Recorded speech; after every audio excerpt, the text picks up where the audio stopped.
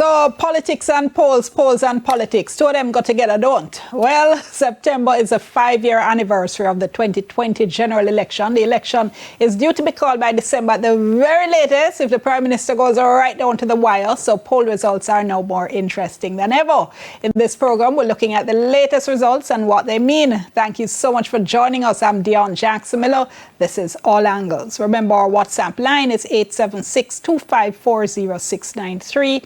876-254-0693. Give us your first name, give us your general location. So in the next segment of the program, we'll have a representative from the Jamaica Labour Party and then commentators later on. Right now, we have the General Secretary of the People's National Party, Dr. Dayton Campbell. Thanks so much for coming in. We appreciate it, as always. Thanks for having me. Good evening to your viewers. All right, so you guys are coming from June 2022 when you were way down, not too long after the election, 18% down at that time. Then your fortune started climbing. September 2024, you had about a 9% lead over the Jamaica Labour Party. We saw that narrow to 5% in January, and now here you are with 3%, and we still don't know when the election is. You guys must be worried. No, we're not. Actually, we're very... Well, you can't say you're worried because that look bad. No, but I'm actually not. I'm not worried with a lead. If you told anybody in 2020... I mean, so, you know, that's neck and neck. If you told anybody, even neck and neck, if you told anybody in 2020 that having lost 49 seats, that 2 months before the 5th anniversary that the PNP would have a 3% lead, they would tell you that you're mad.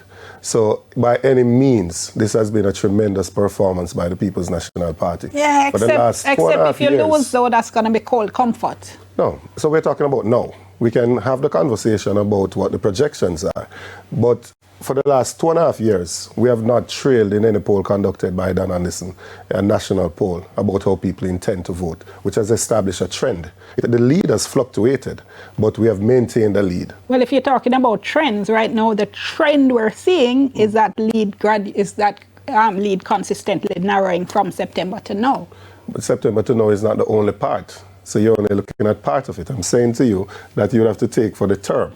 And February of 2023, when it was 29-29, we have maintained a lead for the last 2.5 years. At this level, the lead. And so we are good with that. Except you're ignoring the narrowing of the lead. No, I'm not ignoring it. Yes, so if we have 9% in September, 5% in January, you're now at 3%, and we could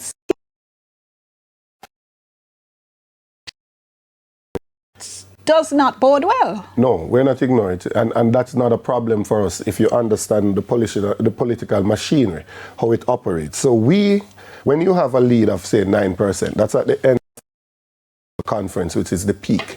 We had to use political momentum to do political organization. To win an election is not whether you're leading by 3, 4, 5 points in a poll. It is how organized you are in constituencies. Do you have workers that are motivated and trained? Do you have canvas? So what we have been doing for the last 6 months is to get to the ground to ensure that our machinery is in place. We will then go into full campaigning, and the numbers will change when both parties are in full campaign mode. So I am comfortable at this point in time, not taking it, not being lackadaisical about it, but I'm very comfortable with the fact we are still maintaining a lead, even though we have, for the last 6 months, we have tried to tie down the organization, which is about 90%. Though, yes. Is that they're doing a full court press right now. Yes. So we're seeing the Prime Minister is somewhere cutting a ribbon and announcing something and opening something. And you're hearing it in the So that no, going into these last few months up to an election campaign when you can't open no road, you can't announce no water delivery system. Right. So the public is going to be saying, But we can make our proposals, which we have started doing. And if you look at it, the government has been at this since November of last year. They have had that heavy press, with all of these announcements and cutting of ribbons.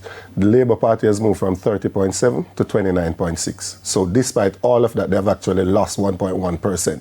So there is actually no objective data to suggest that people are buying into that and that is giving them more support. There isn't.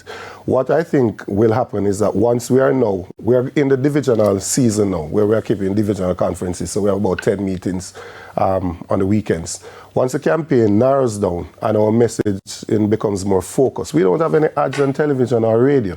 You have even time. You have money ads? Yeah, we do, and we have to be careful how we spend that. And I think the fact is that we have to save that for the sprint, right? It's like running a 5,000 meter. You have to sprint for the last lap, and so we have to wait and time the last lap of that campaign. And so that's why we're not worried, because we know that we've been doing the organizational work, and then we will sprint for the last lap.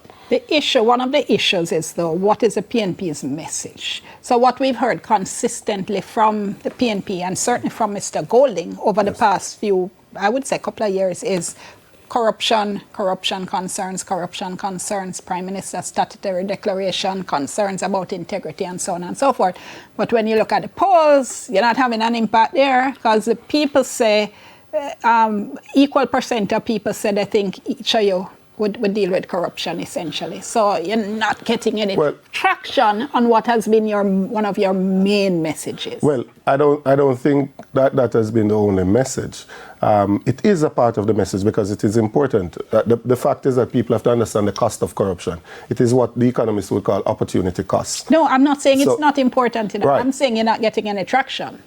I mean, that varies. If you're looking for a one message that is going to appeal to everyone, then that's probably not it. But what I'm saying, if you get 5% from that, and you get 5% from housing, and you get 5% from education, it adds up cumulatively. So what have we been saying? We've been saying time come for a better Jamaica, for a better life. And what does that mean for people? And I'm going to say that to you. So we need better in terms of governance. So in those issues, but I'm not going to go on that because I don't want that to be said. And if I talk to you off air, yes, me know say you would tell me, and other politicians would tell you don't get no vote from corruption.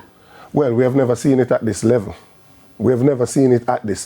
Right? Now, we're also speaking about housing. We've spoken about building 50,000 houses. We've spoken about giving the land portion for free, about rent to own. We've spoken about the deposit fund for young home buyers. We've spoken about education, a warm, nutritious meal in school, the RIDE program, the first in the family to get a scholarship to university. We've spoken about students' loan, income contingent repayment plan from them, and for them to not suffer any penalties whilst they're unemployed. We've spoken about healthcare and how we move to primary healthcare and upgrading our facilities so you can get quality healthcare at the point of contact. We've spoken about agriculture and the Agricultural Development Fund to ensure that we can help with land preparation, with storage, with irrigation, with funding. We've spoken about land up to yesterday in the Parliament and seeking to move the time period for adverse possession from 60 years to 25 years so that those 700,000 Jamaicans who are currently on a piece of land that are referred to as squatters, that they can finally become the lawful owner of a piece of this rock. So we have put forward proposals and we will put more together. Resonating They are. We have maintained the lead. Well, we have maintained the lead. That is factual. Your lead is shrinking. We have maintained the lead. Well, I know it suits you to hold on to that. To hold on to that. But the polls say if an election were called today, who would you vote for? Right. So you and saying 3% more said they would vote for the People's National Party. Well, a margin of error of 3%. Plus or minus. Plus or minus. So it could be a dead heat and it could also be 6% ahead. But surely, so you can't look at it one way. No, but surely you're not going to sit down and say, oh, you think it take the most optimistic projection. No, I'm not. You have to take the most negative projection. Right. And the most negative puts me in a dead heat with a superior organization on the ground. Coming from a 9% lead in September, less than a year ago. No, but I'm saying to you, that was at the end of our conferences. That was at the culmination, at our peak point at the end of our annual conference. Which means that was probably an artificial bounce. Yeah, and we are moving towards that now. We're going now into constituency conferences and then annual conference in September. We also have your continued problem with the favorability of your leader, which is that it's not great. It continues not to be fantastic. So, and this is the Prime Minister in waiting, you all would have us believe. Yes. And yet his favorability continues to be poor. Isn't that an issue for you? Going into an election campaign when he's the face of your party, well, he's the one you're going to be hoping to pull your candidates along, and yet his favorability continues to be. So that question asks two things, right? If you find a person favorable or unfavorable, right? When you look at the difference between favorable and unfavorable, you get the net effect of it, right? The net effect for Mark Golding is 7.4%. The net effect of Andrew Holness is 7.2%. So yes, 7% more find Holness favorable, but 7% more also find him unfavorable. I deliberately but it is a competition. No, it is a competition. No. I deliberately, it is a competition. Hold on. I deliberately didn't Yes. put it in a comparative format to ask a question because I'm looking at it just objectively. If it's 1 out of 3 find that your leader has a favorability rating, the person who is leading you into the election, that's of concern. Forget what the other guy is showing. From opposition, it's not. Because we don't get the same media time, we don't get the same media attention from just earned media, from the ability for the press covering the Prime Minister at different functions and those other things. One example, the leader of the opposition was at a function at AC Hotel with Shelley and Fraser Price. All of the media houses carried the Prime Minister, carried Shelley and Fraser Price. None of them carried Mark Golding. If we didn't post it to our social media, people would know that he was there. But he was there, and when we posted it to our social media, when we posted it to our social media, it got close to 200,000 views in just over a day and a half. I'm sure you have 200,000 PNP supporters that would have liked it. No, I'm sure others did as well. I don't think it's limited to PNP supporters. But even if it's just PNP supporters, there is value in having your base energized, you know. If you're going out there to compete, you want to have as wide an army as possible. So there's value in having your base energized. All right, I'll tell you what, I'm out of time, but so tell me this, because I know we're going to be having more of these conversations in the next couple of months. So at this point, what are you seeing? What's your projection? 38. We're still at 38 seats, comfortable. We think we'll be able to win those. We have tying up the organization. I'm seeing, based on our polling, our audits, our canvas, I'm seeing us winning 38 seats. Okay. All right. Going to leave it there. Appreciate it as always, Dr. Campbell. Thank you so much. Stay tuned. When we come back in just a moment, Senator Marlon Morgan will soon come.